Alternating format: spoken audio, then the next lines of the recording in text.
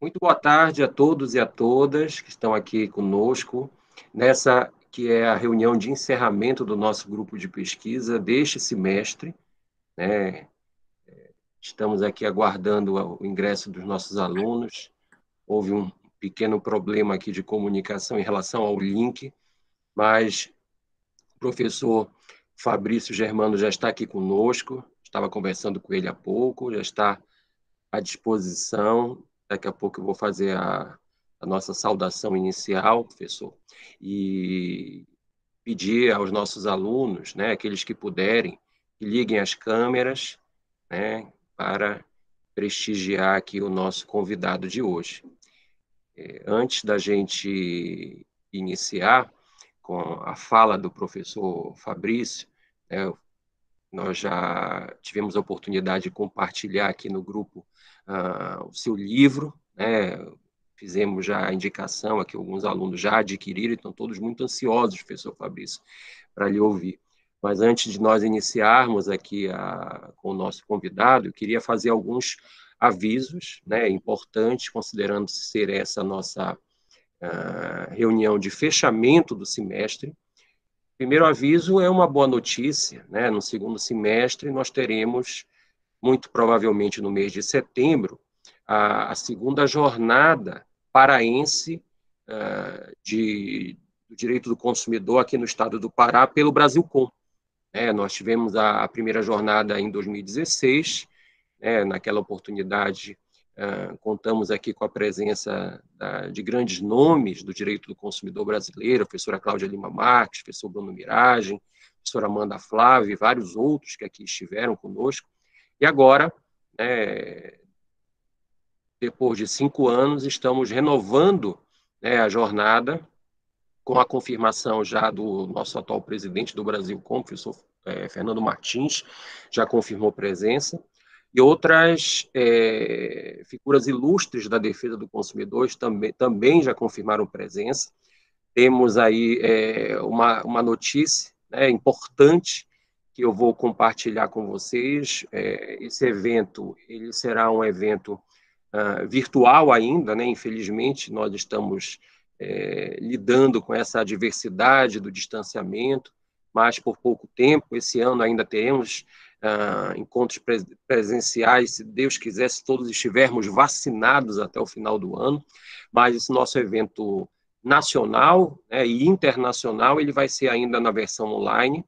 Nós fechamos o projeto, submetemos esse projeto a um edital de financiamento da Universidade Federal do Pará, e se o projeto ele for aprovado, nós teremos a possibilidade, inclusive, de contar com alguns palestrantes internacionais, né? E mesmo que nós não consigamos esse financiamento, a gente vai buscar, o nosso grupo de pesquisa é bastante articulado, vamos encontrar esse patrocínio na iniciativa privada, porque nós já tivemos a confirmação, tá, do professor Gilles Lipovetsky, tá? O professor Gilles Lipovetsky, tá, da Universidade de Grenoble, já confirmou presença no nosso evento. Queria compartilhar com vocês essa informação e creio, tá, que em agosto já possamos ter a definição de todos os palestrantes, né, que confirmaram presença e, ao mesmo tempo, fechar, né, a divulgação na versão definitiva desse evento. Tenho certeza que será um evento importantíssimo dentro desse processo de amadurecimento das discussões teóricas, principalmente no âmbito do consumo digital. Essa vai ser a temática principal. Muitas das discussões que nós travamos, né, naquela obra coletiva do direito do consumidor digital voltam à tona agora sob uma perspectiva da Lei Geral de Proteção de Dados, do diálogo de fontes com o direito do com o Código de Defesa do Consumidor. Então, é um evento que vai contar com a participação de advogados especializados na área, de professores, de juristas, de um modo geral, e o professor Fabrício, que está aqui, desde logo, já se sinta convidado, professor Fabrício, aproveito o ensejo, vou mandar o convite formal para participar aqui desse nosso evento, que é um evento que tem muito a ver com as suas pesquisas, né, com as investigações que o colega vem tendo nos últimos anos. E será uma honra muito grande para todos nós do grupo de pesquisa. Quero informar que, além desse grande evento que nós teremos em setembro, nós retomaremos o segundo ciclo, né, segundo ciclo de 2021, também a partir de agosto, final de agosto, quando nós divulgaremos as atividades. Muito provavelmente nós iremos manter a dinâmica dos minicursos, tá, e das palestras. Quero aproveitar a oportunidade para agradecer imensamente, tá, a Isabelle, o Felipe e a Janaína, que ministraram os minicursos desse semestre. O feedback que nós tivemos foi incrível, tá? A participação assim, maravilhosa dos alunos, todo mundo entusiasmado, o retorno foi o melhor possível, e essa metodologia funcionou muito, né? Então, no próximo semestre, a gente vai manter os minicursos, vou conversar depois com os nossos integrantes, para definir os temas, para definir a programação, e nós também manteremos os professores convidados, né, as palestras, dentro dessa linha que a gente já vem implementando desde que iniciou a pandemia, né, ter a oportunidade aqui de contar com a presença de colegas e professores que muito contribuem para a defesa do consumidor. Muito bem, feitos esses esclarecimentos, não tomando mais tempo e querendo aproveitar ao máximo aqui a presença do professor Fabrício, eu queria, professor Fabrício, agradecer imensamente a sua disponibilidade, a dizer que, para nós, do grupo de pesquisa Consumo e Cidadania, né, e Consumo Responsável e Globalização Econômica, são dois grupos de pesquisa interligados aqui. É uma alegria muito grande, nós que estamos sempre buscando, né, compartilhar com os nossos alunos, com os nossos estudantes, alguns temas, alguns debates, sempre alinhados, né, na busca do aprimoramento da tutela do consumidor. É uma alegria muito grande contar com a presença do colega. O professor Fabrício, tá? Para quem não conhece ainda, o professor Fabrício é professor da Universidade Federal do Rio Grande do Norte, tá? E lançou recentemente uma obra de leitura obrigatória. Tá? Eu agradeço gentilmente o meu exemplar enviado por ele, Direito Publicitário, Proteção do Consumidor. Tá? Temos aqui alguns alunos que já adquiriram a obra, que já leram, né? E faço mais uma vez a referência a esse trabalho aí que é fundamental aqui nas nossas pesquisas. Professor Fabrício, fique muito à vontade, sinta-se em casa, tá? É uma alegria muito grande contar com a sua presença e estamos aqui ansiosos para lhe ouvir falar. Boa tarde a todos. Conseguem me ouvir bem? Então, antes de iniciar no tema formalmente, eu queria agradecer muito ao professor Denis a resposta ao meu primeiro e-mail de convite, a pronta resposta do professor para unirmos as atividades dos grupos. Nós temos um grupo de pesquisa em Direito do Consumidor aqui, também em Natal, ainda estamos iniciando em muitas coisas, mas eu tentei contactar vários pesquisadores, o professor Denis foi um deles, e eu já estendo o convite também para todos os participantes dos dois grupos, sejam da graduação quanto da pós. Já fica aberto também o convite para trabalhar em conjunto conosco e já deixo também nossa disponibilidade para palestras, participação em cursos, eventos. Ficaremos muito felizes, principalmente considerando que a minha primeira infância eu passei no Pará. Então, estou aqui no RN, mas na minha primeira infância eu passei no Pará, então sou paraense de primeira infância. Sobre o tema, o professor me explicou no início que a abordagem era aberta para graduação e pós, mas, independentemente desse fator, eu sempre prefiro fazer uma abordagem mais simplificada. Então, as nossas discussões aqui serão básicas. O professor também indicou um estilo mais informal, que é o estilo que eu prefiro, e com isso eu digo que vocês podem interferir sempre que vocês quiserem, tanto no meio da apresentação, ou se quiserem deixar para questionamentos, debates ao final, para mim também não tem problema nenhum. Não sei se eu consigo ver o chat, por isso é importante vocês talvez falarem por áudio. Eu coloquei aqui no celular, mas vou tentar acompanhar. Podemos seguir? Tudo certo? Pronto. A proposta, então, é tratar de espécies publicitárias não previstas no CBC. Isso quer dizer que nós não vamos abordar expressamente a publicidade enganosa e a publicidade abusiva, que são as duas espécies previstas expressamente no CDC. Uma primeira grande divisão, quando se fala em publicidade não prevista no CDC, é a diferença entre publicidade promocional e publicidade institucional, sendo a promocional aquela que tem a finalidade de divulgar um produto ou um serviço especificamente. A finalidade econômica é direta, diferentemente da institucional, que ela busca divulgar apenas a corporação, o empresário, a marca do fornecedor. E aí, nesse caso, a finalidade dela seria indireta. É muito fácil perceber essa diferença quando se verifica exemplos como esses aí. Todos são a título de ilustração acadêmica, não há nenhum intuito publicitário aqui nessa palestra, então entendam para fins de ilustração. Então, um anúncio como esse, eu não tenho um destaque para um produto específico, eu não tenho um destaque para o tênis, eu não tenho um destaque para a bolsa, para o chapéu, isso seria a promocional. Eu destaco aqui a marca, de uma forma bem sutil, vocês podem ver, acho que essa aqui na frente, é um registro sutil da marca, está aqui, ó, um registro sutil, e tem um estilo próprio de paisagem, vejam que todas são muito parecidas. Esse é o estilo da publicidade institucional, que divulga a marca do fornecedor, o nome do fornecedor, e não um produto e não um serviço especificamente. Por isso que eu trouxe essa primeira classificação. É uma classificação geral, então isso vai abranger todas as espécies de publicidade que vocês possam imaginar. Então, todas elas vão poder ser inseridas nessas duas grandes categorias, seja institucional, seja promocional. Então, são vários os exemplos, aqui eu poderia trazer muitos, eu vou me resumir a esses, mas acredito que tenha ficado claro essa primeira classificação. Publicidade chamariz, que tem também uma similaridade com a oferta chamariz, aqui eu só posso diferenciar esses dois conceitos.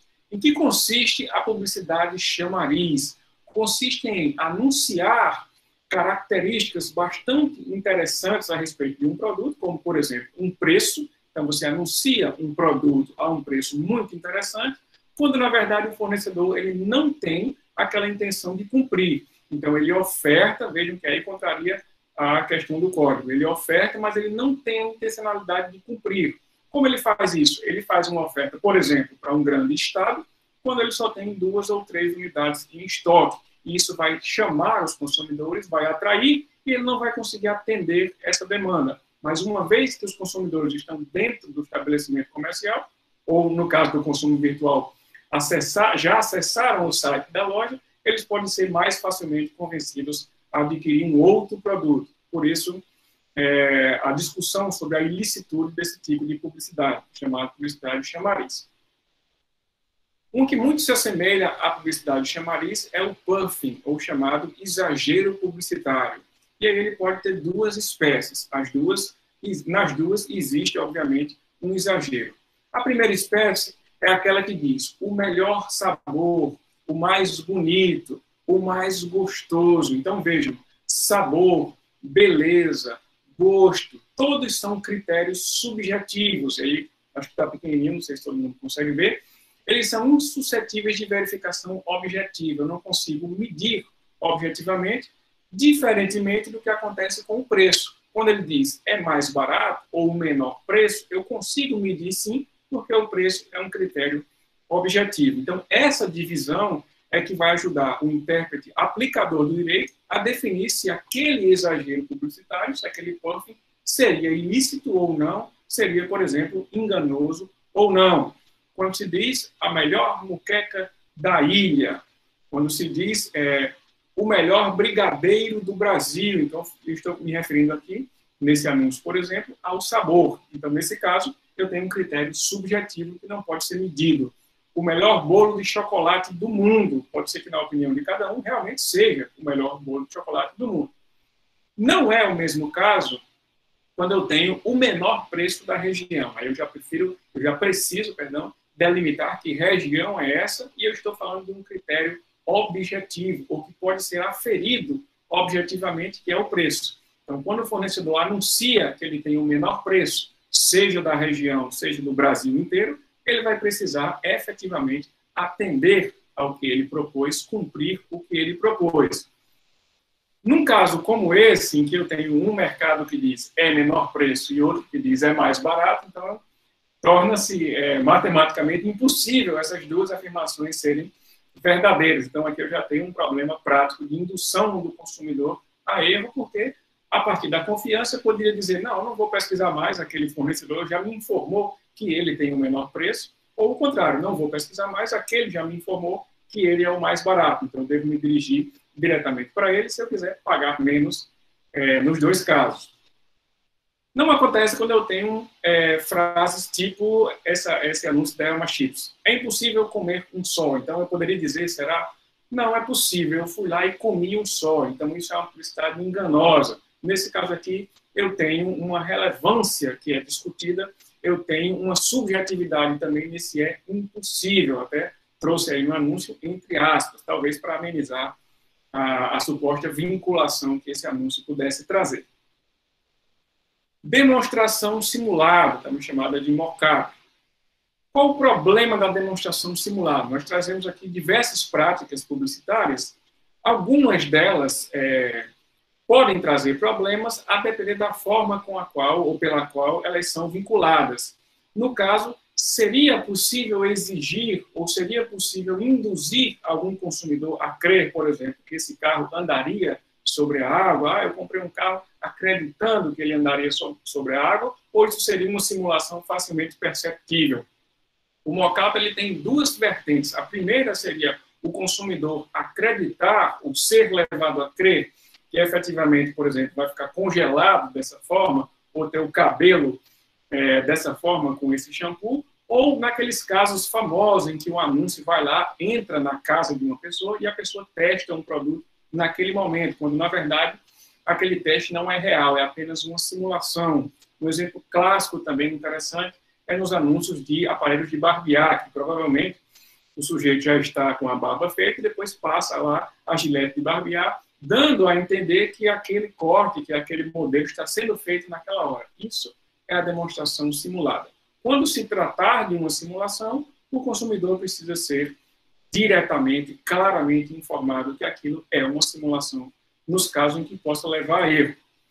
Um exemplo recente também que aconteceu, eu encontrei inclusive no YouTube, que pode ser encaixado ou classificado como demonstração simulada, é o anúncio da Magalu. Mágica é ganhar dinheiro comprando. Dinheiro de volta só no super aplicativo Magalu. Você compra e parte do valor volta para você. É isso mesmo. Você aproveita as ofertas e a mágica acontece. Baixe o super aplicativo Magalu e descubra como é fácil. Eita!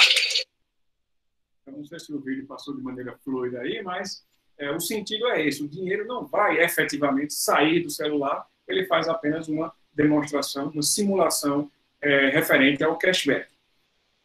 Teaser, mais uma que o Código de Defesa do Consumidor não trata especificamente. O teaser seria a provocação, e aí vem do sentido da palavra to tease, em inglês, de despertar, de provocar. Seria, os autores da publicidade dizem que o teaser é o anúncio do anúncio, quer dizer, o produto ainda vai chegar. Então, eu faço um anúncio, eu faço uma comunicação, tratando de um produto que ainda não está no mercado de consumo. Então, nem se eu quiser, eu posso adquirir esse produto. A finalidade do teaser é despertar a curiosidade. Vejam que, nesse caso aqui, eles até cobriram o produto, você não consegue ver o produto inteiro, o rótulo, a embalagem completa, mas desperta a curiosidade do consumidor para um produto que ainda vai ser lançado no mercado. Publicidade testemunhal. Aí tem sempre o termozinho em inglês, porque a maioria dessas espécies publicitárias tiveram a sua percepção não inicial, ou inicial, perdão, fora do Brasil. Então, vocês vão, se quiserem buscar por esses termos também, podem encontrar diversos artigos relacionados.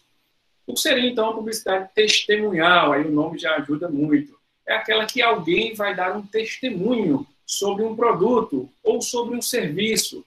Geralmente, alguém famoso. No caso aí, o conhecidíssimo Wesley Safadão está dando um testemunho ou participando do anúncio da faculdade Luminassal. Eu posso fazer isso de diversas formas, como, por exemplo, esse aqui com Ivete Sangalo, Juliana Paz, Isis Valverde. Vejam que é marcante da publicidade testemunhal convidar pessoas famosas, geralmente famosos que são queridos pelo grande público, para despertar, para chamar a atenção do consumidor. Então, esses famosos, eles dão um testemunho. Pode ser um famoso, na maioria dos casos é uma pessoa famosa, então a publicidade testemunhal ela tem muita efetividade. Por exemplo, aí o Dr. Ray apresentando o Dr. Ray Shapewear, então é ele mesmo que faz a divulgação do produto, então ele se aproveita da fama que ele já possui para divulgar um produto ou um serviço, para testemunhar na publicidade a favor de um produto ou de um serviço.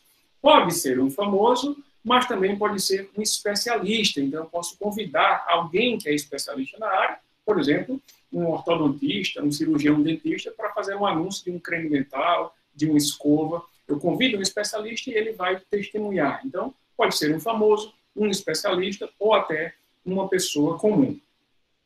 Mais recentemente, surgiram muitíssimas discussões sobre digital influencer ou influenciadores digitais. E talvez essa é uma proposta inicial. O digital influencer ele pode ser enquadrado dentro da publicidade testemunhal, porque o que ele faz ao divulgar um produto ou serviço no YouTube, no Instagram, é dizer que aquele produto é bom, divulgar para os consumidores. Eu já usei esse produto, ele funciona muito bem. Então, o que ele faz talvez seja dar um testemunho a respeito de um produto ou de um serviço que ele está utilizando de maneira paga. Então, esse testemunho não é gratuito, por isso que configura a publicidade.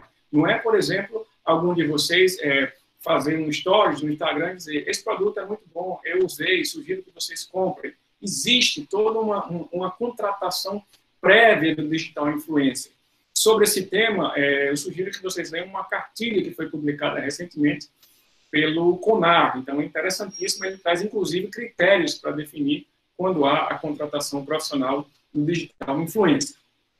Publicidade comparativa. Sobre essa, nós temos muitas diretrizes já na comunidade europeia, mas no Brasil nós não temos especificamente nenhuma normatização que trate de publicidade comparativa. Pelo menos não na perspectiva do consumidor. Eu posso tratar a publicidade comparativa na perspectiva horizontal, entre dois fornecedores. O nosso foco aqui é o consumidor. Qual o problema, qual a discussão que existe dentro da publicidade comparativa? A primeira delas é dentro do âmbito da propriedade intelectual. Eu posso usar efetivamente o nome de uma outra marca no meu anúncio, como está aí sendo exposto claramente. Eu posso fazer isso. Não era tão comum no Brasil esse tipo de comparação, mas recentemente, vejam aí, esse aí é do Burger King Brasil.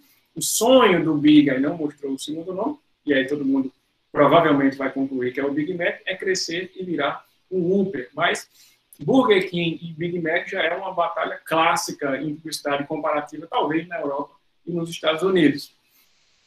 Então aí vocês podem ver Andy McDonald indo lá disfarçado comprar no Burger King. Então, é um tema muito interessante para se discutir no Brasil. É possível esse tipo de comparação, esse tipo de ação publicitária. Vejam aí, o Burger King se vestiu aí de McDonald's.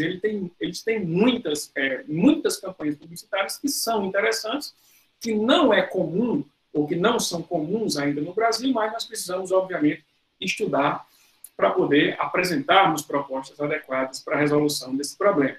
Um caso que foi judicializado foi esse da Itaipava e a Brahma. Inclusive, houve uma discussão muito grande se esse caso se trata ou não de concorrência parasitária. Foi esse termo que foi usado no processo. E aí, se a Itaipava teria se apropriado do layout, da conformação da Brahma para induzir os consumidores a erro. Então, vejam, tem uma questão concorrencial, de concorrência parasitária, concorrência desleal, e tem uma questão vertical, digamos assim, fornecedor-consumidor. Será que alguém poderia pegar uma lata dessa ou comprar de maneira induzida ou de maneira enganosa? Essa é a grande discussão. Eu gosto sempre de usar isso nas aulas, e aí eu pergunto para os alunos que produto é esse, que sandália é essa, e aí eu não sei com que definição todos vocês estão vendo, mas geralmente todo mundo, professor, é Havaianas. E eu digo, não, olha aqui com cuidado. Essa sandália aqui são as Havanas. Então, a sandália Havana, ela tem uma similaridade muito grande com a sandália da marca Havaianas. E aí é um estilo que vocês encontram muito no mercado, às vezes até chega a ser engraçado, como, por exemplo, a marca Haddad, que faz referência a Adidas. E curiosamente, tem um símbolo aí também bastante similar, já que a Adidas tem 3 tracinhos, a Haddad tem 4.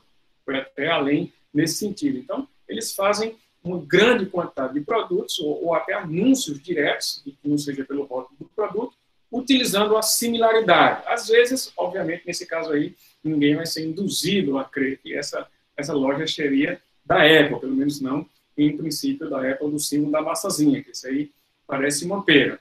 Mas, em muitos casos, o consumidor pode ser induzido a erro, e um dos mais graves que eu consigo listar aqui, talvez seja esse. Vejam do lado esquerdo o posto BR e do lado direito o posto 13R. Então, imagine se algum consumidor foi abastecer nesse posto, que provavelmente é um posto de bandeira branca, e se não foi induzido a acreditar que estava abastecendo no posto BR. Então, esse é o problema na publicidade comparativa, induzir, na perspectiva do consumidor, induzir o consumidor a erro. Ele acredita estar consumindo o produto de uma determinada marca, quando, na verdade, está consumindo um produto de outra marca. E, obviamente, é levado a erro. Assim como Burger King e McDonald's, eu tenho também Coca-Cola e Pepsi, diversas campanhas, sempre comparando as duas, uma criticando a outra, e às vezes, nesse caso aqui, inteligentemente, utilizando até o mesmo anúncio, até o mesmo desenho da peça publicitária. Não sei se vocês conseguem ler, está pequenininho lá em cima, mas seria a da Pepsi, a Pepsi se fantasiando de Coca-Cola e dizendo, eu lhe desejo um Halloween assustador, como se ele fosse assustar com o rótulo da Coca. E a Coca utilizou a mesma peça publicitária, o mesmo anúncio, e só mudou a frase, disse todo mundo quer ser um herói. Então, foi uma resposta bastante inteligente, mas existe uma guerra gigantesca também no âmbito da publicidade entre essas grandes marcas.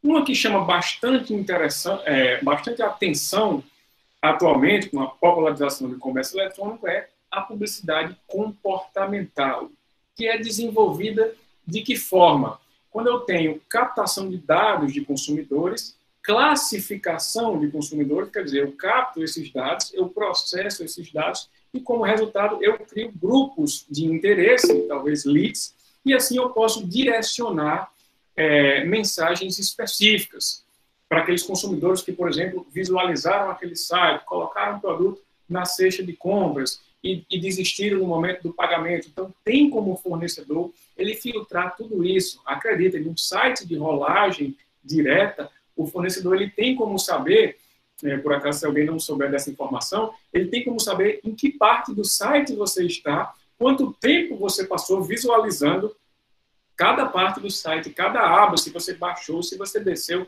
quantos segundos você passou.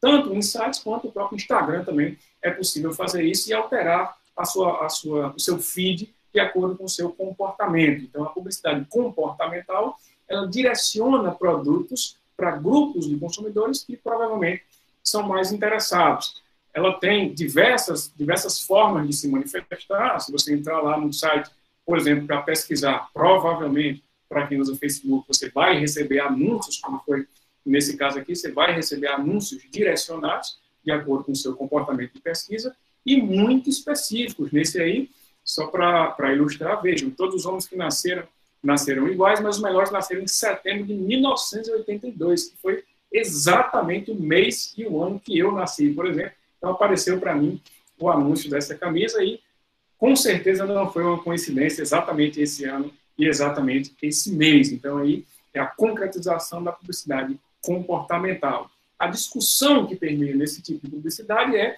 se isso seria bom ou ruim, se isso economizaria gastos com publicidade dos fornecedores e, por outro lado, isso deixaria os consumidores numa bolha em que eles receberão sempre os mesmos anúncios ou sempre as mesmas postagens quando eles estão navegando, por exemplo, em redes sociais. Greenwashing é um tipo de publicidade, ou um tipo de técnica publicitária relativamente novo, pelo menos em tratamento nas discussões referentes à regulamentação. Também nós não temos nada específico sobre o código, mas o greenwashing consiste em maquiar o produto. Esse é o termo que nós utilizamos no Brasil. Não seria lavar de maneira verde, seria de maquiar um produto ou um serviço. De que forma? O IDEC, inclusive, propõe essa tecnologia mentira verde, mas talvez maquiagem verde seja mais adequada para a nossa linguagem comum. Seria o quê? Seria passar para o consumidor uma ideia falsa de sustentabilidade, por exemplo, de adequação ambiental, de que um produto polui menos, quando, na verdade, ele polui mais, ou de que ele possui certas vantagens, que ele seria bom, que ele seria indicado para o consumo, quando, na verdade, ele não é. Ele destaca um aspecto, por exemplo, esse produto não é transgênico, mas aí ele usa diversos agrotóxicos que são nocivos para o meio ambiente. Então, em resumo, isso é o greenwashing, é induzir os consumidores a crer que um produto é ambientalmente correto, quando, na verdade, ele não é. Um exemplo que pode ser citado também, está aí nesse rótulo, 10 ovos tipo grande de galinha caipira, aí tem lá na esquerda, galinhas livres de gaiola. O que poderia configurar greenwashing nesse caso? Alguém pode ser induzido a comprar esse produto, que geralmente é bem mais caro, considerando o bem-estar dos animais. Mas o que acontece? Muitas vezes o fornecedor ele solta as galinhas para dar uma volta lá no pasto e depois ele prende novamente e anuncia que os animais estão sendo criados livres de gaiola, quando na verdade eles fazem isso por uma pequena parcela de tempo. Isso seria o greenwashing. Ou dizer que não é testado em animais, por exemplo, se for. Então, o greenwashing seria a falsa impressão. Se ele é ambientalmente correto, nós não temos até então problema nenhum. Muito assemelhada ao greenwashing é a prática de blue washing, que seria transpor para os consumidores, induzir os consumidores a crer que aquela empresa é eticamente responsável, ela tem responsabilidade social, ela cuida dos seus empregados, das suas famílias, da comunidade local, da sociedade, e através da publicidade, essa empresa transfere para os consumidores essa ideia. Curiosamente, a primeira vez que eu ouvi falar no termo blue washing, está aqui, estou no lugar certo para falar sobre isso, foi no artigo do professor Denis Verbicaro, que eu não conhecia esse termo blue washing, veja aí, o professor pesquisava sobre esse assunto, mas nunca tinha escutado falar antes nesse termo blue washing. Eu separei aqui 2 artigos para citar, inclusive, na atualização do livro. É uma prática que se assemelha muito ao greenwashing, mas ela tem esse viés de direcionamento do consumidor para crer que a empresa é socialmente responsável. Marketing de emboscada, eu não tenho no código, mas eu tenho na lei que trouxe essa figura para o ordenamento jurídico brasileiro, pelo menos de maneira expressa, que foi a Lei Geral da Copa. Se discute se seria aplicável em outros ambientes ou não, ou depois da Copa, mas a verdade é que a lei trouxe uma definição sobre o marketing de emboscada e 2 espécies. O primeiro, marketing de emboscada por associação, quando eu tenho uma ligação direta com eventos ou símbolos oficiais, sem que essa ligação exista na prática, como, por exemplo, aí, a publicidade de preservativos com a logo das Olimpíadas. Será que é patrocinador oficial? Será que não é? Ou existe muito no mercado também, isso aqui talvez seja o mais clássico, a associação de muitas empresas aos símbolos da franquia Star Wars. Então, vocês vão ver muitas vezes essa associação, quando não existir uma contratação direta, eu tenho um marketing emboscada por associação. E aí, muitos temas para serem pesquisados. Até esse aí, bastante simpático, gostaria de entrar para tomar uma xícara de café, que faz associação direta ao seriado mexicano do Chaves. De qualquer forma, se utiliza da figura oficial para atrair os consumidores. Nesse caso aqui, se trata, inclusive, de uma falsificação. Aí eu já tenho outro problema na seara penal, além da indução dos consumidores a erro. O marketing de emboscada, ele pode ser por associação, mas ele também pode ser por intrusão, quando eu tenho uma exposição indevida, como aconteceu, por exemplo, nesse caso aqui, em que a Adidas era patrocinadora oficial, mas eu tenho uma torcida levantando lá uma bandeira gigante da Nike. Então, a Nike faz uma intrusão indevida em um evento que era oficialmente patrocinado pela Adidas.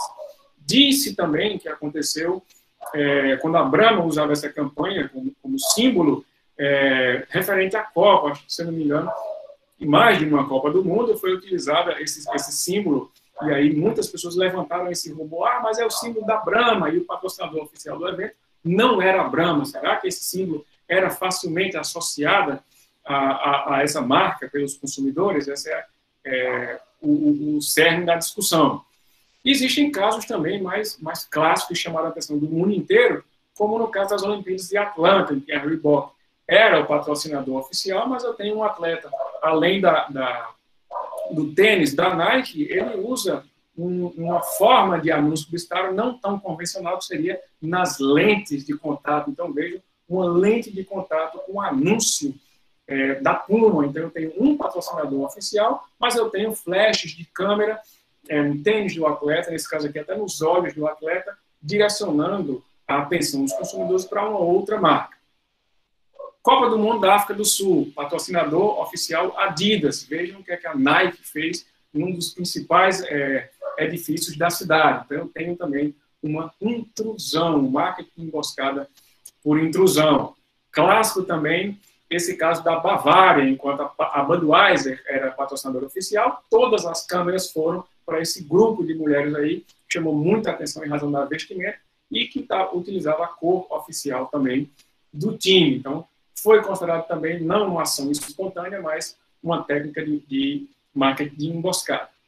Spamming é uma prática bastante comum também no mercado, principalmente agora, com a popularização da internet para quase todos os consumidores, ou para grande parte dos consumidores brasileiros, que não é ainda a nossa realidade, mas seria o envio indiscriminado de e-mails. Isso pode sim ser considerado talvez uma prática abusiva em termos gerais, já que o rol do código é exemplificativo. E, consequentemente, uma espécie de publicidade abusiva, já que desperta ou pode despertar de maneira indevida a atenção dos consumidores.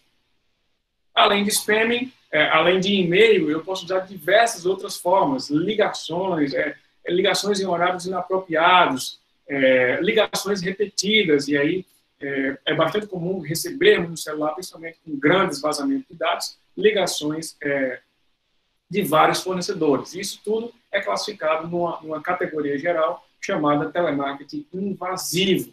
Precisamos ainda de muitos estudos para delimitar efetivamente, de maneira mais concreta, o que configuraria essa prática. Uma das espécies de publicidade, ou um dos grupos de publicidade mais interessantes que eu reputo, é a publicidade furtiva. Por que esse tipo de publicidade é ilícita, ou pode ser de pronto considerada ilícita? Porque contraria diretamente o princípio da identificação da publicidade. Eu sou consumidor, mas eu não sei que aquela prática, eu não sei que estou diante de uma comunicação publicitária. Quando isso acontece, está aí diversos casos: product placement, publicidade subliminar, nativa, buzz marketing, astroturfing e flogging. Vou só passar rapidamente por cada uma delas. O que seria o product placement? A inserção de uma comunicação publicitária dentro de uma comunicação não comercial. Um filme, uma novela, você está lá vendo um filme ou vendo um videoclipe, no caso aí da Luísa Sonza, e aparece um anúncio da Garoto. Então, será que esse anúncio é gratuito ou ele foi pago para ser inserido aí? Será que a aparição da marca lá pequenininha aqui da Apple no filme, ela é gratuita? Ou será que a Apple tem um contrato com a empresa e pagou para divulgar isso? No caso aqui, para quem acha que isso não existe, o Burger King assumiu que, quando Tony Stark saiu lá do lugar no primeiro filme do Homem de Ferro, ele queria desesperadamente, antes de resolver qualquer coisa, consumir um sanduíche. Esse sanduíche era necessariamente Burger King. Então, o Burger King assumiu publicamente que pagou, que se trata de uma publicidade paga chamada Product Placement. Nós podemos chamar também, no Brasil, eu prefiro tratar como sinônimos Product Placement e Merchandising. Até porque, quando eu tenho uma comunicação não comercial, como um programa de TV, vamos fazer o merchan, então eu tenho um anúncio que não está no comercial, ele está dentro do programa. Aqui, não é no intervalo do American Idol que a Coca-Cola vai fazer um anúncio, já está sendo feito o anúncio dentro do programa. Isso é o Product Placement, é isso que configura a inserção da publicidade dentro do programa e não naquele espaço que seria reservado para o anúncio, ou claramente destacado para um anúncio. No meio do filme, eu tenho, e aí para quem viu o Náufrago, vocês vão esquecer, ninguém vai esquecer nunca mais, de Wilson. Então, ele vai sempre destacar a marca, a inserção do produto. No caso do Wilson, Fidex, eu tenho vários produtos nesse filme. E um último que até eu fiquei surpreso quando eu ouvi falar, não sei se para quem assistiu, para quem acompanhou, eu trouxe já exemplo porque sou fã do seriado Chaves em Acapulco. Eu li em algum lugar que o dono da Televisa era também o dono do hotel em que eles estavam hospedados. E aí, se você lembrar ou assistir novamente o episódio, vocês vão ver que eles fazem diversos elogios para o hotel. O último que eu lembro é do Chateaubriand, quando engordou lá um pouco, ele diz, é porque se come muito bem nesse hotel. Então, aqueles elogios que foram feitos no inocente episódio de Chaves em Acapulco não foram elogios gratuitos. O dono da Rede Televisa era também o dono do hotel e fez questão de destacar as qualidades do seu empreendimento. Um dos casos mais clássicos que tomou proporção muito grande nos últimos tempos foi esse da Starbucks em Game of Thrones, que inclusive gerou uma renda bilionária, estimada em 2,3 bilhões para a Starbucks, e curiosamente o copo parece que nem era da Starbucks. Então vejam a força que a marca tem no mercado. E um simples ato publicitário, nesse caso, de inserção de um produto, se discutiu depois se foi intencional ou não, mas pode gerar uma grande repercussão no mercado. Quando se trata de subliminar, que o consumidor também não consegue identificar, e nesse caso aqui não consegue identificar conscientemente, eu tenho uma prática como essa aí, não sei se o áudio está aparecendo para vocês, ou o vídeo gravando, é uma publicidade antiga da MTV, e nela eu tenho exposições de figuras, aí tem prints da tela, de mulheres sendo torturadas, amarradas. Esse caso aí, inclusive, foi denunciado, foi multado, mas, se eu não me engano, no final do processo houve um acordo e aí a MTV não pagou mais a multa que tinha sido atribuída inicialmente. Então, não pensem também que publicidade subliminar não existe. Se ela tem efeito na prática, se ela aumenta o consumo de produtos ou serviços, essa é uma discussão que precisa também ser aferida caso a caso, talvez com uma pesquisa quantitativa de faturamento da empresa, de venda, etc. Mas ela geralmente é associada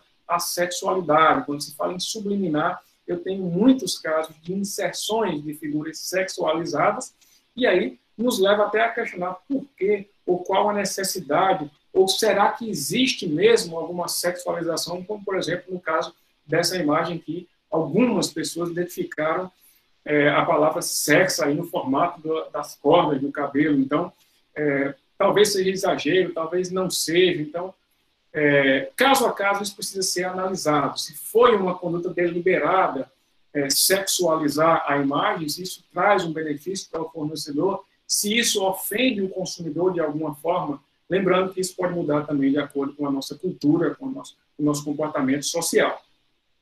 Mas muitos casos, principalmente a Disney é muito atacada por isso, por inserções. E aí não sei se deliberadamente por parte de alguém ou de algum funcionário, mas o fato é que existe muito na internet sobre esse assunto. Publicidade nativa, recentemente, ou até recentemente, é tratada por publicidade redacional. Por que se chama nativa? Porque ela é própria daquele lugar. Por que se chama redacional? Podem tratar como sinônimos. Porque, como essa publicidade acontece? Vou trazer um exemplo prático para vocês. Vocês estão lendo uma revista, e a origem redacional vem daí, e nativamente, o termo nativo vem daí, como se fosse próprio daquele lugar, vocês têm um anúncio, como no caso aqui da Lupo. Parece ser uma reportagem sobre boa forma, mas na verdade é um anúncio publicitário. E aí o consumidor acredita que faz parte, é só mais uma reportagem daquela revista. Isso é uma reportagem científica, uma notícia, mas vejam que lá no cantinho, em cima, não sei se dá para ler, tem lá informe publicitário. A questão é, isso ficou claro para todos os consumidores? Ficou claro que se trata de um anúncio publicitário? Nesse caso aqui, lá em cima está destacado em vermelho, publicidade, com a letrinha pequenininha. Se não ficar claro, eu tenho uma publicidade disfarçada, eu tenho uma publicidade ilícita que fere o princípio da identificação. Buzz marketing. mais uma prática publicitária que é comum no mercado, que só vai gerar problema a depender da forma como ela for utilizada. Seria o marketing de zunido, no sentido literal, o marketing de burburinho, aquele que leva uma palavra boca a boca. Se o fornecedor contratou alguém para fazer esse boca a boca, eu tenho uma prática publicitária. Se ele for espontâneo, não. Esse é o critério que nós devemos adotar. Difícil de ser provado, mas, nesse caso aí, Sony Ericsson contratou várias pessoas, ou contratou uma pessoa para ficar no centro lá da cidade, de Nova York, pedindo aos transeuntes para que tirassem foto com o aparelho. Quando eles pegavam lá no aparelho, eles verificavam a quantidade, testavam a qualidade da foto, então eles usavam, de certa forma, o produto. Então, não era uma foto ingênua, era uma prática publicitária contratada. Outro caso curioso também foi esse da BlackBerry, que contratou atrizes jovens e bonitas para ir, efetivamente, para alguns bares do centro da cidade, flertar, talvez, com as pessoas do local, e aí dizer para eles, adiciona o teu número aqui no meu celular, para que a pessoa pudesse pegar o celular e ter uma experiência aí de uso prática. Então, vejam o nível que a técnica da publicidade ela chega, e o direito, infelizmente, vem muitos anos depois discutir esse tipo de prática, tentar controlar, tentar reprimir. Um filme bastante interessante que toca esse assunto é o filme The Joneses, que você tem uma família de atores que é contratada para se passar por uma família real. E aí induz vários consumidores do bairro a querer os produtos e serviços que eles anunciam. É um filme bastante interessante.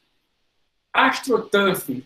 AstroTurfing, esse termo vem de uma marca de grama sintética. O que tem a ver publicidade com grama sintética? Vamos chegar lá.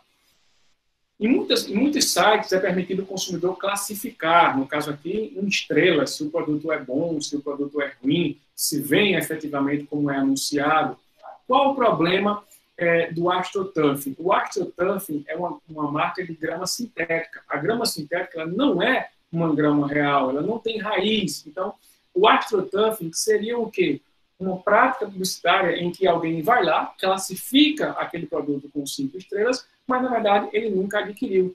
E qual a utilidade disso? Induzir novos consumidores a crer que aquele produto funciona muito bem, é excelente, cumpre as suas finalidades. Flogging se assemelha muito ao AstroTurfing, mas é quando essa mensagem, essa maquiagem, mais uma vez, lembrando o termo do greenwashing, ela é feita a partir de um blog. Aí flogging vem de fake blog. Cria-se um blog, cria-se um site específico para elogiar um produto ou um serviço. Então, vejam, quando isso se transforma em publicidade, eu posso criar um blog ou um site falando bem de um produto ou de um serviço? Pode sim. Isso é uma prática publicitária do ponto de vista do direito das relações de consumo? Não, se você não tiver nenhuma ligação com o fornecedor. Mas se o fornecedor contratar para fazer isso, como aconteceu com um falso fansite da Sony, para divulgar o PlayStation portátil, aí sim eu tenho uma prática publicitária. Alguém foi contratado para criar esse fansite para divulgar características desse produto. E aí eu tenho sim um flogging, que é uma falsa representação da realidade. Dentre todos esses aspectos que o código não traz, eu queria destacar, por último, essas 4 espécies de produtos que podem ser anunciados. Tabaco ou produtos fumígenos, bebidas alcoólicas, agrotóxicos e medicamentos e terapias. A própria Constituição Federal, embora utilize o termo propaganda, direciona o legislador para que regule, no âmbito infraconstitucional, o consumo e a publicidade dessas categorias de produtos. E aí, isso foi feito em 1996, quando a Lei 9294 foi publicada e traz detalhes sobre o consumo e a publicidade de cigarro, bebida alcoólica, medicamentos, agrotóxico, a partir dessa legislação que eu tive, por exemplo, a proibição de anúncios de cigarro ou de produtos fumígenos na televisão.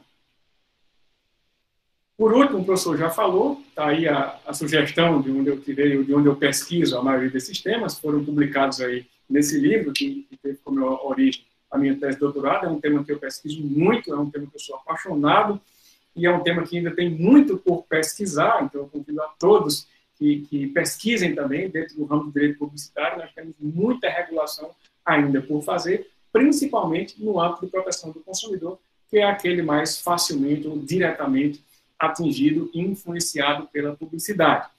Deixo aqui no final os meus contatos, o professor Verbicaro também tem, mas quem quiser pode falar comigo por qualquer desses aí, e fico então aberto aos debates. Muitíssimo obrigado. Professor Fabrício, muito obrigado aí pela enxurrada de informações. Consegui cumprir o tempo? Consegui cumprir o tempo. Cumpriu muito bem, rigorosamente, dentro do prazo, e confesso aqui que muitas dessas espécies nunca tinha ouvido falar, né? A gente vai sempre aprendendo e nada mais adequado do que ouvir um especialista na área. Realmente muito interessante, muito rico esse debate, né? Então eu queria aproveitar e iniciar aqui as nossas reflexões, né?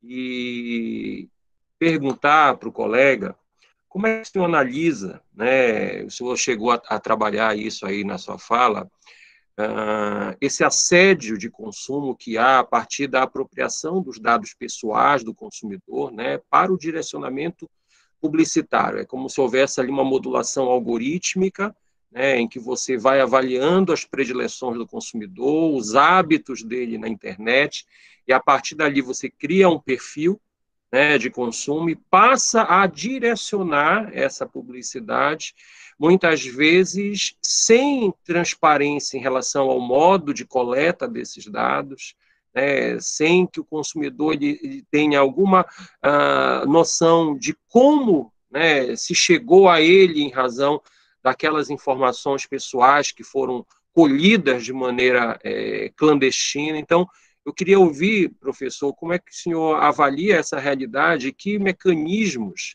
né, de proteção nós poderíamos utilizar nessa situação, professor? Então, vamos lá, é um tema realmente muito em voga atualmente. Antes da Lei Geral de Proteção de Dados, a Federal Trade americana já direcionava no sentido de um fornecedor ele possibilitar ao consumidor a escolha. De que forma? Uma caixinha, uma simples caixinha lá, em que ele marcava: eu aceito que meus dados sejam utilizados para fins expressos, de publicidade comportamental. Então, podem divulgar com quem vocês quiserem para que eu receba publicidade comportamental. Quem não desejasse, poderia simplesmente não marcar aquela caixinha, ou, de forma contrária, marcar a caixinha dizendo: eu não aceito que meus dados sejam compartilhados para essa finalidade. A LGPD veio consolidar isso no Brasil, quando tratou do consentimento. Eu preciso consentir e eu preciso ser informado a partir do meu hábito de navegação, ou melhor, quando eu faço isso, de que os meus dados vão ser armazenados por quem, eles vão ser utilizados onde, para que finalidade. Mas eu acho que o direito pode sim tratar esse assunto, eu só não acredito, e aí eu tenho uma posição bastante pessimista em relação a isso, que nós consigamos controlar, porque assim, é muita vulnerabilidade. Eu estou dentro de um site, às vezes ele me condiciona para ter acesso ao site que eu forneça os dados, então eu não tenho escolha não tem lá um lugar, você quer acessar sem fornecer nenhum dado, eu não tenho essa opção. Então, de qualquer forma, o consumidor é obrigado a fornecer os dados e se sujeitar a que o fornecedor cumpra com o que ele prometeu, de maneira informada lá, seja clara ou não, mas ele é obrigado a se sujeitar. E por outro lado, eu não tenho nenhuma garantia, nem talvez capacidade de fiscalização do Estado, no caso do Estado brasileiro, de que ele vá cumprir. Eu posso marcar e dizer: não, eu não quero que você use os meus dados para fins de publicidade comportamental. E aí, no mesmo minuto, alguém já tem acesso direto à base de dados dele, e isso já vai ser utilizado, aquela minha manifestação vai ser inócua, não vai gerar efeito nenhum. Imagine alguém... eu vou no Procon saber se lojas americanas, ou o Magazine Luiza, ou o Shoptime, ou qualquer grande grupo do comércio eletrônico, eu quero saber se eles divulgaram meus dados, porque eu entrei lá no site e passei a receber publicidades específicas, anúncios publicitários específicos, e eu nunca autorizei. Talvez dificilmente nós vamos ter estrutura de fiscalização para isso. Pelo menos aqui no RN a estrutura ainda é muito precária, eu acredito que não daria para esse tipo de fiscalização. Mas eu acredito que o direito deve sim buscar traçar parâmetros. Eu sou um pouco pessimista em relação ao controle completo desse tipo de prática, mas pelo menos parâmetros que nós precisamos traçar e fiscalizar quando for possível, para que eles cumpram pelo menos esse parâmetro geral. Até aí nós conseguimos. Perfeito, professor. Vamos abrir aqui o debate para os demais integrantes do grupo.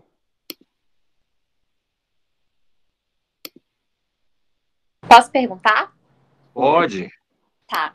Excelente exposição, professor. Parabéns. Também não conhecia muito do que foi falado. Uma dúvida me surgiu quanto aos profissionais, por exemplo, de saúde, ou então de outras áreas, que muitas vezes são também digital influencers, e eles fazem propaganda, muitas vezes, de produtos. E aí eu sei que o CRM, eu sei que alguns estatutos, eles têm alguns dispositivos limitando essas publicidades, mas eu não sei sobre o amparo legal do Código do Consumidor quanto a isso. Se tem, e qual a sua opinião também? Porque muitas vezes eu sigo médicos que têm, sei lá, 100 mil seguidores, e eu não sei se eles estão realmente sendo sinceros quanto ao que está sendo falado, ou se é só publicidade. Pronto, perfeito. É uma pergunta direta em relação ao caso do digital influencer, que também é profissional. Então, naquele aspecto da publicidade testemunhal, seria um especialista, além de um famoso, porque se ele tem muitos seguidores, já tem uma certa fama. Nesse caso, a cartilha do CONAR ela foi muito elucidativa. Ela traz lá até hashtags de que o influenciador digital ele deveria fazer marcações, tanto nos seus stories, por exemplo, ou se for no feed, se referindo ao Instagram, de que trata-se de um anúncio publicitário, de comunicação paga.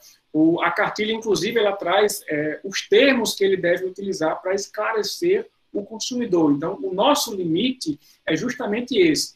Você, enquanto consumidora, eu, enquanto consumidor, quando eu estou lá na minha rede social, navegando e vejo alguém falar sobre um produto, eu consigo distinguir quando aquele anúncio ou quando aquela fala é uma fala natural de um simples consumidor, digamos assim, que usou o produto e gostou, de quando aquela comunicação ela é contratada por aquela empresa. Se eu conseguir distinguir isso, tudo bem.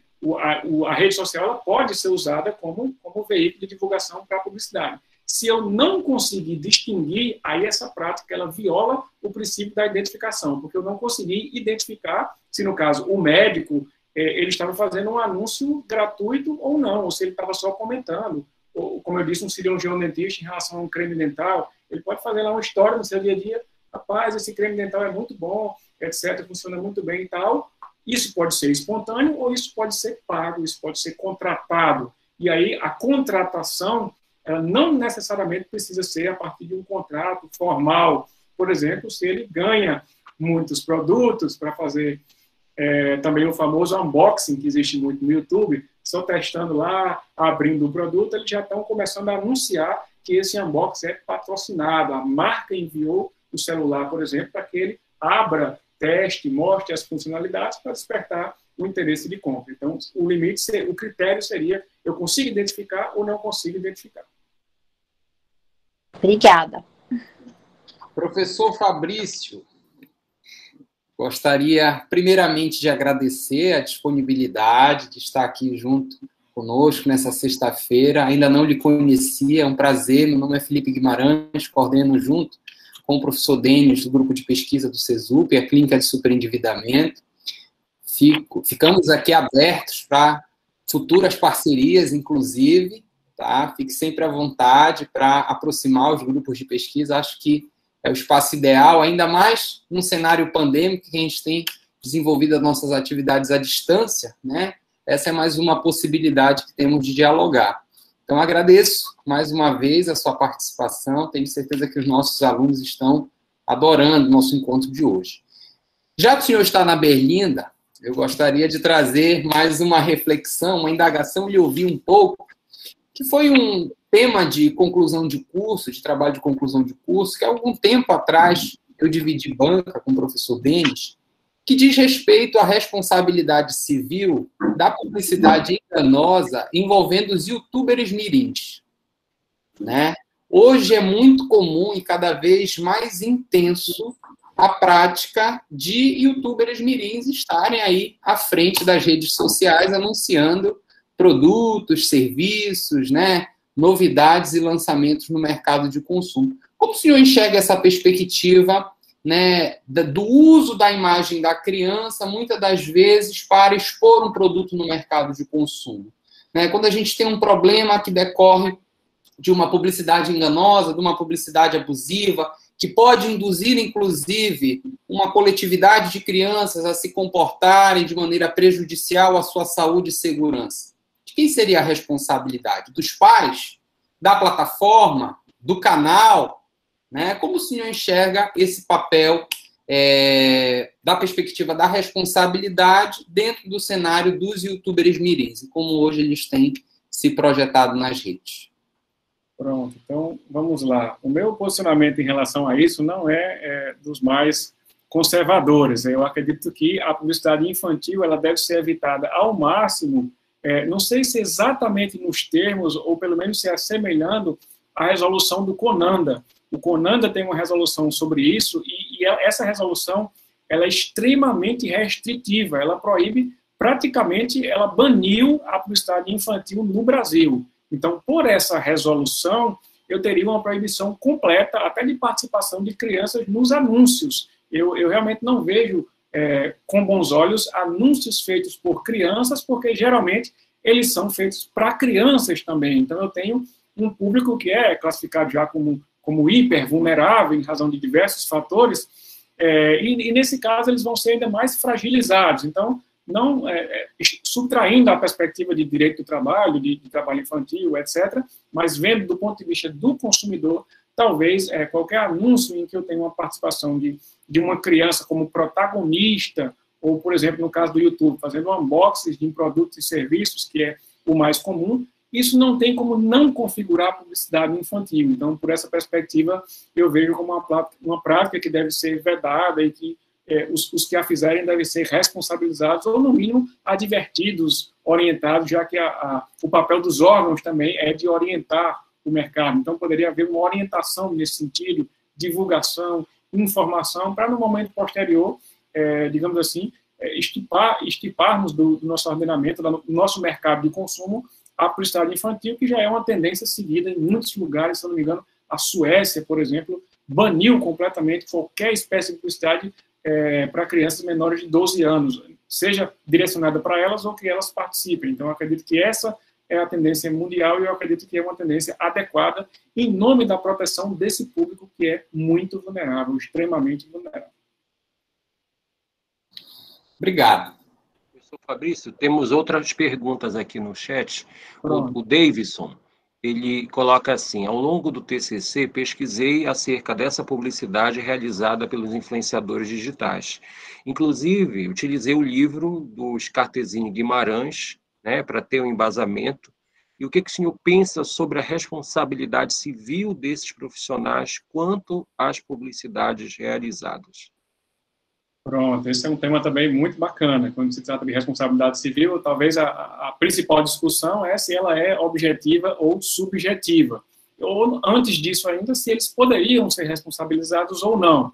Então, meu entendimento a isso já é também bastante claro. Eu acredito que sim. Então, como partícipes dessa divulgação do produto, eles podem sim ser responsabilizados, eles assumem um papel essencial na divulgação, como assume a discussão inicial que foi sobre celebridades, depois digital influencer. Eu classifico como no mesmo conjunto, tanto a celebridade que divulga um produto, quanto o digital influencer. Só mudou talvez o veículo da televisão clássica para a internet. Mas quando ele coloca o nome dele lá, chancelando aquele produto, muitas vezes apresentando características daquele produto, algumas vezes ele sabe que aquele produto tem essas características, outras vezes ele sabe que não tem, e mesmo assim ele apresenta. Mas aí já entrando na segunda parte, que seria a primeira, é responsável sim ou não? Sim, eu acredito que é responsável sim. E a segunda, eu entendo que não vai ser subjetiva, porque mesmo que ele seja um profissional liberal, por exemplo, não, eu sou digital influencer, não estou vinculado a lugar nenhum, mas quando ele atua em nome do fornecedor, ele entra na cadeia de fornecimento, ele entra na cadeia de prestação desse serviço, assim como o veículo de divulgação. Existe ainda muita discussão sobre isso. O STJ, inclusive, já decidiu que o veículo é responsável também, então não vejo por que excluir o divulgador, ou a celebridade, ou o digital influencer dessa característica. Alguém pode dizer, mas se ele não sabia, então ele tem como procurar saber. Um exemplo clássico disso, não sei se você já viu um filme, Kate e Leopoldo, né, um filme não muito novo, mas o ator principal ele vem do passado e ele é contratado para fazer uma publicidade de margarina ou de um produto lá que tem a ver com margarina, e quando ele prova, ele acha o produto muito ruim, então ele se recusa a fazer aquele anúncio, ele estranha lá, faz todo tipo de careta, eu não posso anunciar esse produto porque é muito ruim, eu não posso anunciar dizendo que é um produto bom. Às vezes, a manifestação de um digital influencer pode parecer irrelevante, mas lembrem, são milhões de seguidores. Imagine aí a Juliette agora do Big Brother fazendo um anúncio como esse. Então, já que está batendo diversos recordes em redes sociais no mundo até. Então, um anúncio dela tem um poder gigantesco, talvez antes nunca visto na realidade de consumo brasileiro. Então, é muito importante que essa pessoa que assume esse papel no mercado também seja suscetível a uma responsabilização no caso de um ilícito. Ótimo, professor. Tem uma outra pergunta da Luísa, né, que inclusive está concluindo a sua dissertação de mestrado na discussão da publicidade ilícita. Ela traz assim, em relação ao greenwashing e o bluewashing, brilhantemente mencionadas em sua exposição, gostaria de saber a forma que o senhor entende ser mais eficaz para combater esse tipo de publicidade enganosa. Pronto, vamos lá. Uma pergunta bem interessante, porque realmente nós não podemos ficar só na ilustração, né? É ilícito, é errado, não pode fazer isso, etc, etc. Para o bluewashing e o greenwashing se configurar, eu tenho que ter uma divergência de realidades, uma realidade que é apresentada e uma realidade que é encontrada nas instalações, por exemplo, ou no modo de agir do fornecedor. Então, como combater esse tipo de prática de maneira mais eficaz? No primeiro ponto, com fiscalização, seja dos próprios consumidores, seja do PROCON, Defensoria Pública, Ministério Público, associações, de alguma forma constatar ou se suspeitar que se trata de um greenwashing ou de um bluewashing e se constatar que isso é efetivamente uma maquiagem da realidade, seja em um ou outro aspecto, o que se deve fazer? Lembrem, se isso for utilizado como uma peça publicitária, a publicidade ilícita ela pode ser triplamente punida, penal, civil e administrativamente. Então, para mim, a eficácia vai vir dessa tripla punição. Publicidade enganosa é crime, então, ok, foi constatado, foi provado, vamos abrir agora um procedimento penal. A publicidade enganosa é uma prática abusiva, ela pode ser sancionada pelo PROCON, então o PROCON aplicar uma sanção administrativa. E se aquilo foi usado como uma forma de induzir diversos consumidores, eu posso ter uma reparação coletiva, pode ser que se gere um dano moral coletivo em razão do induzimento de todo um grupo social a erro. Então, a forma que eu vejo mais eficaz de combater a publicidade enganosa nessas espécies ou em qualquer outra é efetivamente a fiscalização acompanhada dessa tripla punição. Excelente, professor Fabrício. Bem, aqui nós não temos mais perguntas. Tem alguém que quer fazer alguma outra pergunta? Tem mais um aqui no chat. Opa! Acabou de entrar aqui, é da Jéssica. Professor, como essas novas modalidades de publicidade têm sido tratadas pelos órgãos de proteção do consumidor aqui no Brasil? Como podem ser realizadas medidas de proteção para essas publicidades não previstas no CDC? Há ferramentas disponíveis? Pronto, pergunta excelente. Como elas têm sido tratadas, têm sido muito pouco tratadas porque elas são também muito pouco conhecidas, já que, como eu disse, não tem tanta estrutura para fiscalizar e às vezes nós que somos estudiosos nos deparamos com espécies novas de publicidade que nós nem nos dávamos conta de que existia, de que isso poderia ser uma conduta ilícita. Então, elas vêm sendo muito pouco rechaçadas, muito pouco combatidas na nossa prática do dia a dia. Mas isso por falta de conhecimento geral, por falta de estrutura, entre outros aspectos. A segunda parte de como eu posso controlar isso, porque elas não estão previstas, a nossa vantagem, e aí essa é uma vantagem do nosso código, é que o rol da publicidade abusiva, ele é aberto. Então, eu vou fazer como na prática. Publicidade enganosa, ela tem lá uma definição mais fechada, e na publicidade abusiva, o código diz, dentre outras. Então, ele traz lá a antiambiental, a que explora a vulnerabilidade da criança, a discriminatória, mas esses são exemplos. Então, eu vou encaixar todas, ou eu posso encaixar todas essas espécies publicitárias que nós discutimos hoje como publicidade abusiva. Então, dentro da publicidade abusiva, eu vou aplicar as mesmas ferramentas que o código já traz, que eu respondi agora na outra pergunta, a tripla punição também civil, penal e administrativa. Por que isso? Porque a publicidade abusiva, ela também configura crime, ela também é um ilícito civil, ela também é um ilícito administrativo. Então, eu vou usar as ferramentas tradicionais para controlar as técnicas não tradicionais ou não previstas, não convencionais, com base nesse rol exemplificativo do código. Aí eu uso isso como fundamento e torno possível o controle para tristeza, de certa forma, dos que praticam a publicidade ilícita. É interessante, professor, porque dentro dessa mesma lógica, a vantagem de nós termos um Código de Defesa do Consumidor concebido a partir de uma técnica analítica que traz justamente conceitos normativos abertos, nos dá essa possibilidade de manter a atualidade da proteção legal, né, em que pesem novas formas, né, de publicidade, novas técnicas de convencimento surgirem no mercado, sobretudo nesse ambiente digital. O código ele se mantém atual, ele consegue, dentro dessa perspectiva preventiva e repressiva, nos dar uma resposta satisfatória. E essa é uma das grandes virtudes, né, de nós termos uma legislação de vanguarda tão importante no nosso ordenamento jurídico. Bem, eu acho que agora nós encerramos aqui a participação. Quero, mais uma vez, agradecer aqui a presença do professor Fabrício, sua disponibilidade de ter compartilhado aí tantos conhecimentos conosco. Tenho certeza aqui que foi uma tarde muito produtiva. Quero agradecer aos integrantes do nosso grupo de pesquisa por toda a participação ao longo deste semestre. Tivemos aí, já estamos há quase um ano, né, mais de um ano nessa condição atípica, né, do distanciamento social, mais firmes e, ao mesmo tempo, mantendo o entusiasmo nas mais diferentes atividades que realizamos ao longo desses últimos meses.